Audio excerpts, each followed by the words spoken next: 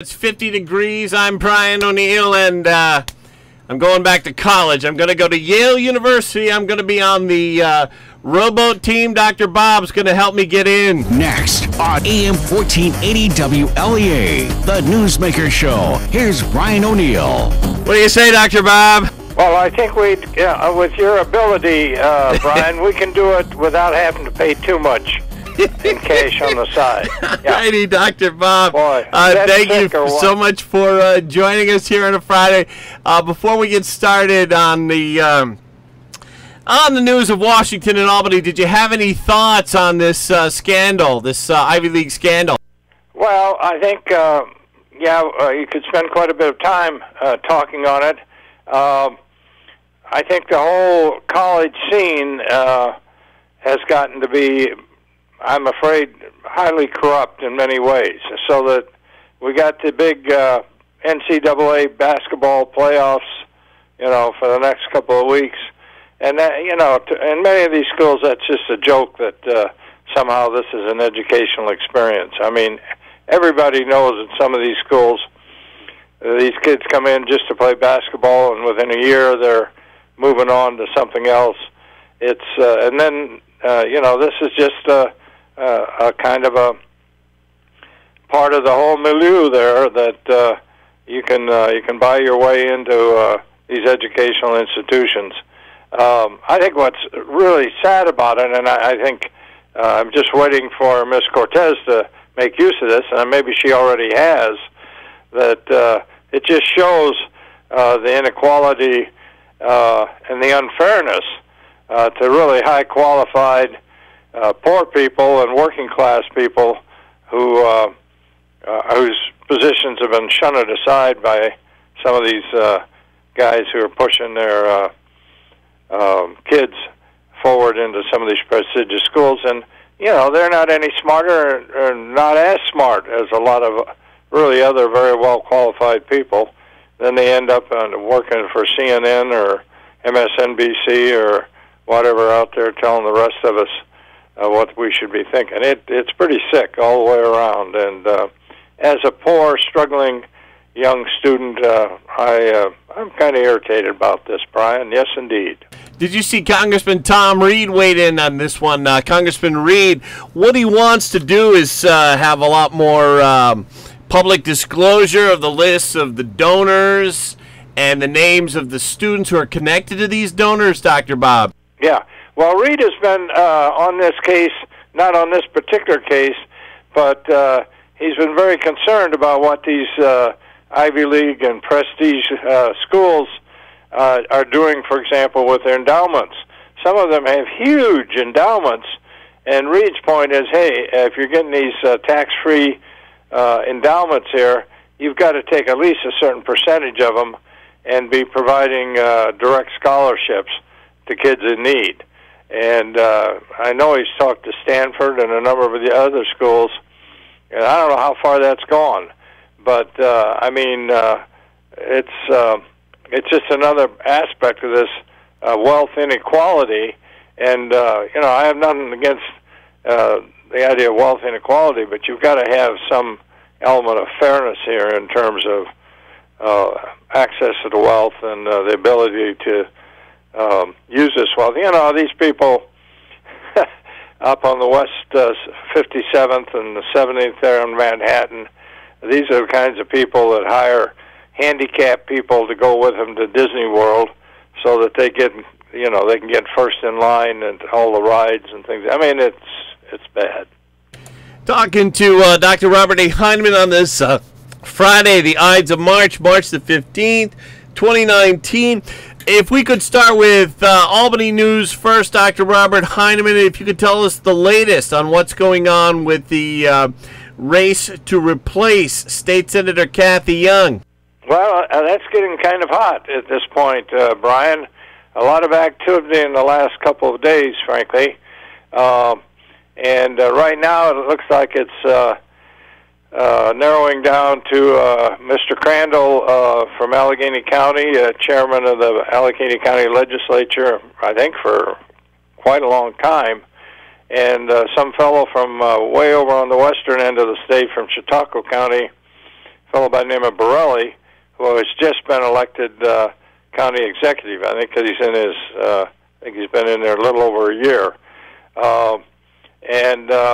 The problem is, of course, that Chautauqua County's got 45% of the district vote. They think that they can tell the rest of us what to do. And what's really been interesting about this is Mr. Crandall's, said that he's going to run, and he's collecting petitions.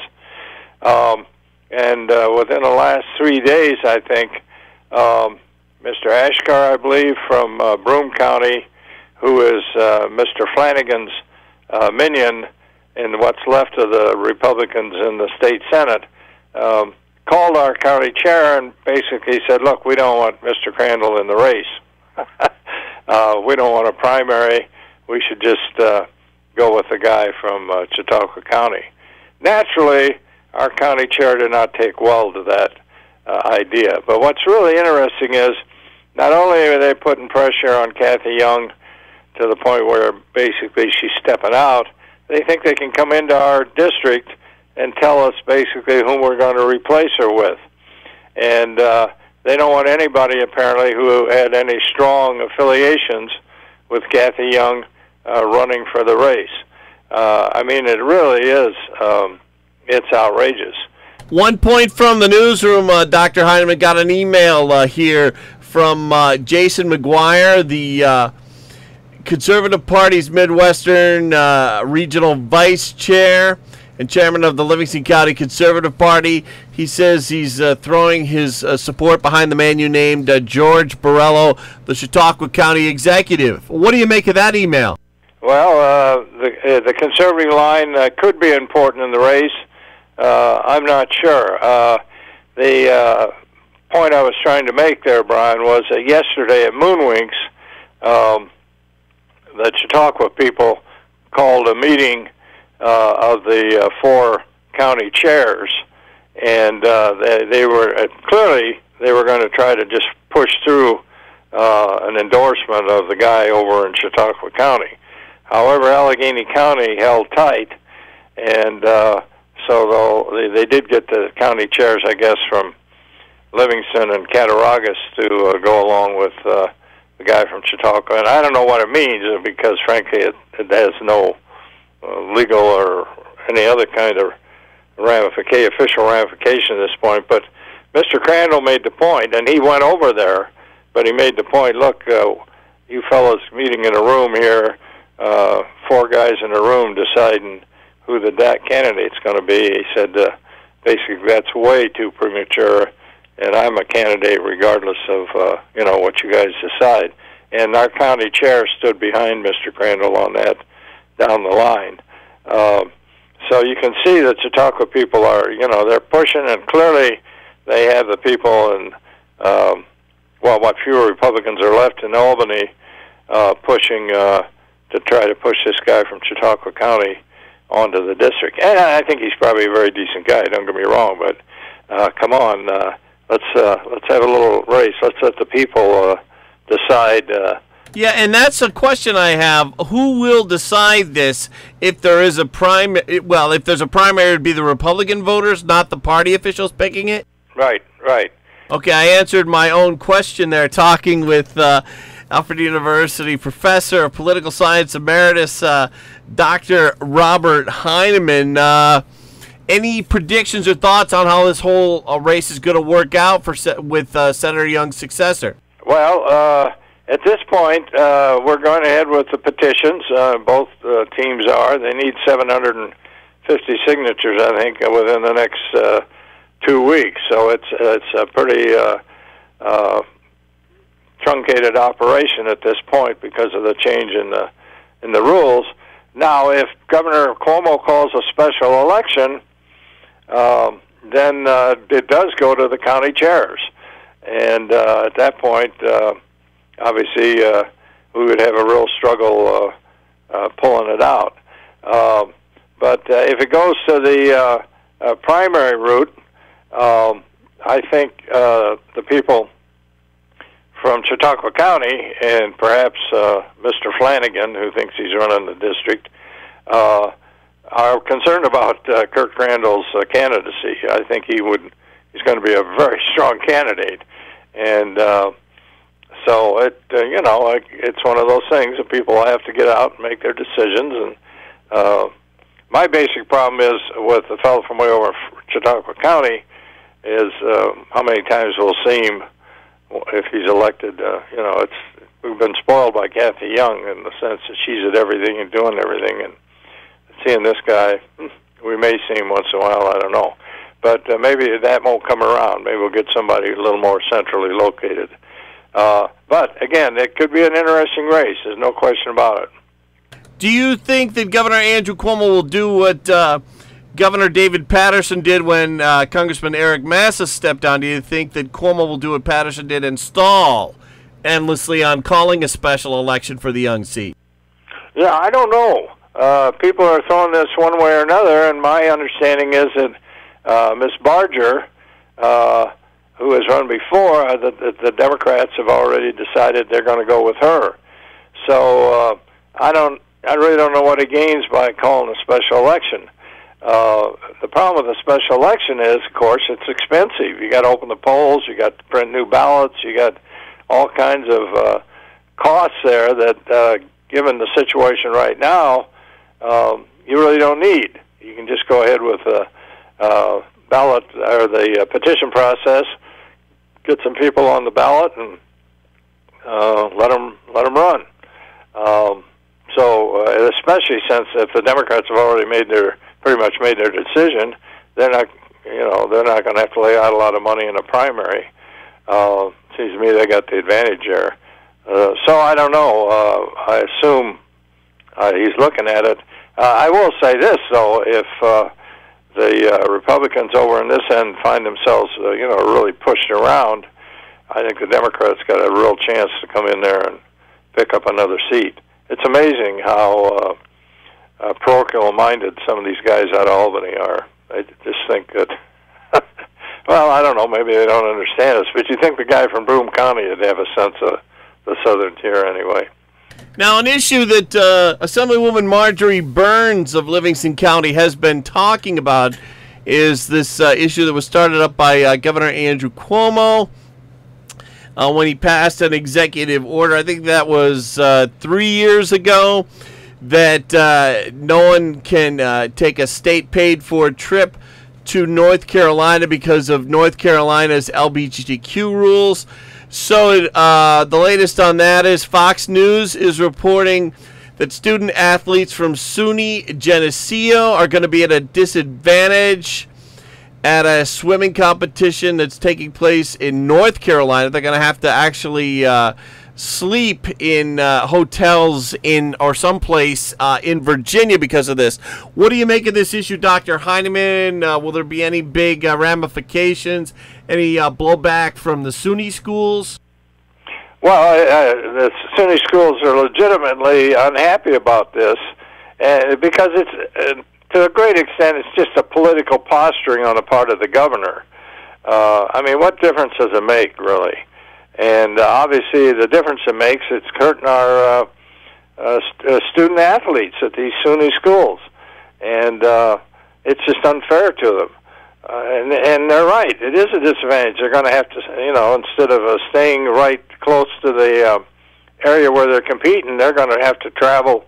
I'm thinking 100 miles or so to get to the site. Compete and then hop in the bus and go back and then come back. I mean, and it's going to cost the schools a little more money as well.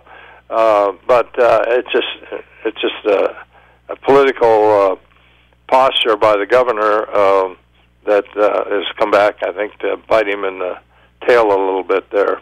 Yeah. Now, Tish James, we're going to talk about this in 60 seconds when we get back. Tish James, the new state attorney general, is going after the Trump family business in New York State.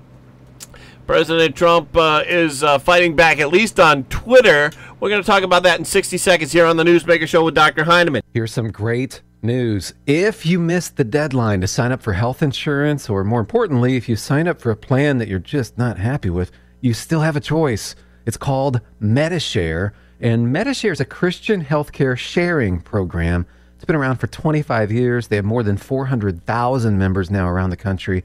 And get this, over the years, Medishare members have shared more than $2 billion of each other's medical bills, so they could help share your needs too. And best of all, you could save a lot of money with Medishare. The typical savings for a family is around $500 a month. Your savings could be more or less, but think about what you could do with that extra money every month. So if you think you're stuck with a high-cost health plan that doesn't have much to offer, think again. You can join Medishare anytime, so call them today and check it out. There's no pressure. They're super easy to talk to. 877-26-BIBLE. That's 877-26-BIBLE. 877-26-BIBLE. Back with Dr. Robert Heineman, Alfred University Political Science Professor Emeritus. Well, Dr. Bob, President Trump tweeted, New York State and its Governor Andrew Cuomo are now proud members of the groups of presidential harassers. No wonder people are fleeing the state in record numbers. The witch hunt continues. Yeah. Well, he's got a point. I mean, give it a rest. Now it's the Mueller report. Has the Mueller report come out yet, Brian? Do you have a copy of it? Or? I don't have a copy yet. You know, what's interesting is I think it might be possible that the Trump administration already has it. I don't know, whether he will announce publicly, I've given the report to the Justice Department or not. It's possible he's already given it to him. But in any case, it seems to me that's the legitimate way to go if that's the way you want to go. I don't think that's a good idea, but certainly you got some qualified people there. No, this is just harassment. I mean, Trump's absolutely right. And what you gain from it is beyond me. But again, you've got a lot of special interests there trying to make Mr. Trump's life unpleasant. So I see on thehill.com this morning, and this is CNN political talk that they're referring to, Don Lemon on CNN scolded Governor Cuomo's brother Chris Cuomo on CNN, with Don Lemon saying to Chris Cuomo, why do you allow Kellyanne Conway on our network? She never answers a question. She berates you. She's condescending. She uses our network to give her talking points. Yeah, well, I think that's very decent of the few people left at CNN who have objective judgment. Yeah. Talking to Dr. Heineman. Now, Trump this morning, the news on the president is he's denounced this terrible massacre in New Zealand where somebody went in and killed dozens of Muslims at a mosque in New Zealand. In other news, the president has been talking about the border lately. Dr. Heineman, the Senate vetoed Trump's request for border money. Trump fought back on Twitter, as always, as he does. Your thoughts on what's going to happen with the border there? Well, I think he's going to go ahead and continue building on the border. I don't think there's any question about that. He's going to veto the attempt to limit his use of emergency powers there. And it's kind of interesting in the Senate because the Senate did come up with a kind of compromise there that they would go ahead and kill this attempt to limit him, but would include a provision saying that from now on, President's use of emergency powers had to be approved by Congress. Because this is not only a question of the border, it's a question of presidential power and congressional power. And but Trump stepped in and just simply said, "No, I'm not going to accept that compromise." You remember when he met with Schumer and Pelosi way back? He said, I'll take responsibility for this. I'll take responsibility for building the wall." And that's what he's going to do. He's going to veto this, and I think his veto will hold up. And he's going to go ahead and continue building the wall. So it's too bad that the Democrats could not have come up with a reasonable compromise in terms of money could have avoided this whole thing. But Mr. Trump, when he says he was going to do something, he pretty much sticks to what he says. We've been talking with Alfred University Professor of Political Science, Emeritus Dr. Robert Heineman, down the last couple minutes. Anything I didn't bring up that you wanted to talk about, Dr. Heineman? No, I think you've hit the high points here. I think it appears that Mr. Biden is getting ready to get into the Democratic primary, and so we'll have a little humor here anyway. A joke can be fairly funny and relaxed. It'll add a little something, I think, to the race. But right now, the polls obviously show him and Bernie Sanders, very close.